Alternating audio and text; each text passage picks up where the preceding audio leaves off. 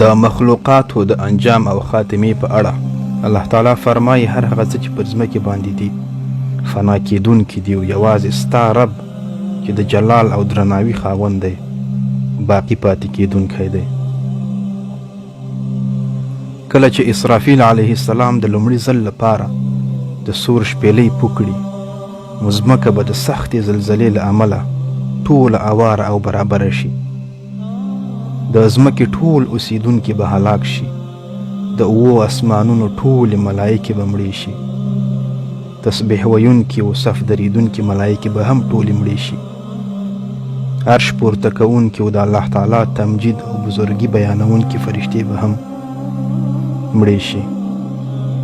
او څلور مقرب ملایکې یعنی جبرائیل، میکائیل، اسرافیل او ملک الموت علیهم السلام به پاتې شي. الله تعالی به وفرمایي د مرګ ملایکې څوک پاتې دي؟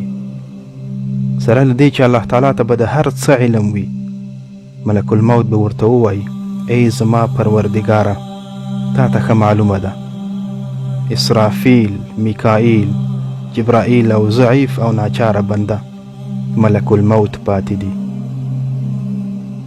الله تعالی به ورته وفرمایي ورشه جبرائیل ته روح یې قبض کړه.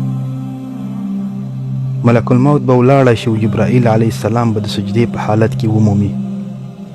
بیا به ورته ووایي ای مسکینه ته له هغه څه څخه کوم شي غافله کړی یې؟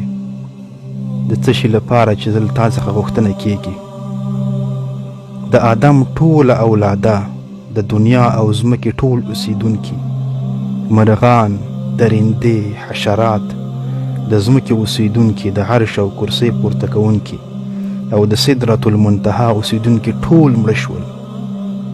او الله تعالی ما ته امر وکړ چې اوس ستا روح قبض کړم.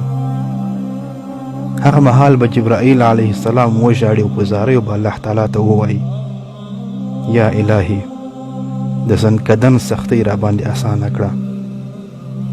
ای پروردګاره چې د جبرائیل غوندې مقرب ملایکې زارۍ کوي او له الله تعالی څخه غواړي چې د مرګ سختۍ پرې اسانه کړي، په داسې حال کې چې یوه لحظه یې هم د الله تعالی نافرمانی نه ده کړې، نو زموږ بشر، زموږ انسانانو به څه حال وي؟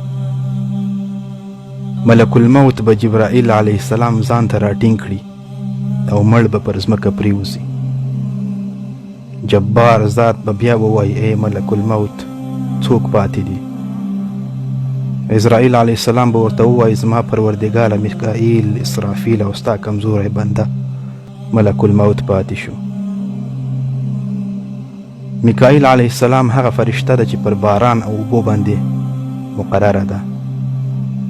الله تعالی به ووایي ورشه میکائیل ته روح یې واخله او هغه به په داسې حال کې ومومي چې د باران او اوبو انتظار به کوي تر څو هغه پر وریځو باندې توزیع کړي. ملک الموت د هغه ته ووایي مسکینه ته له هغه څه څخه کوم شي غافله کړی یې؟ د څه شي چې له تا څخه مطالبه کیږي؟ نه د بني آدم، نه د حیواناتو، نه د درندو او نه د حشراتو رزق پاتې شوی دی. د آسمانونو او ځمکو اوسیدونکي ټول مړه شول. د عرش، کرسۍ او ټولو اسمانونو تسبیح کوونکي ملایکې هم مړې شوې. اوس الله تعالی ستا د روح د قبض کولو حکم راته کړی دی. میکائیل علیه السلام به هغه مهال په ژړا شي او له الله تعالی څخه به په زاریو غواړي چې د مرګ سختي پرې اسانه کړي.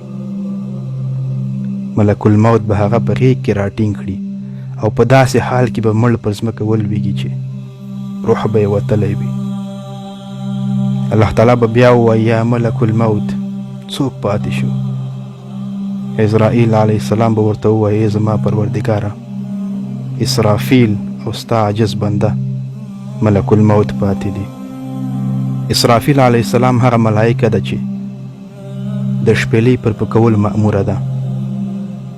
الله تعالی به ووایي ورشه اسرافیل ته روح یې وکاږه. ملک الموت به اسرافیل علیه السلام ته د الله تعالی د امر مطابق ورشي. اسرافیل علیه السلام د ډیر ستر جسامت او لوی بدن فرشته ده.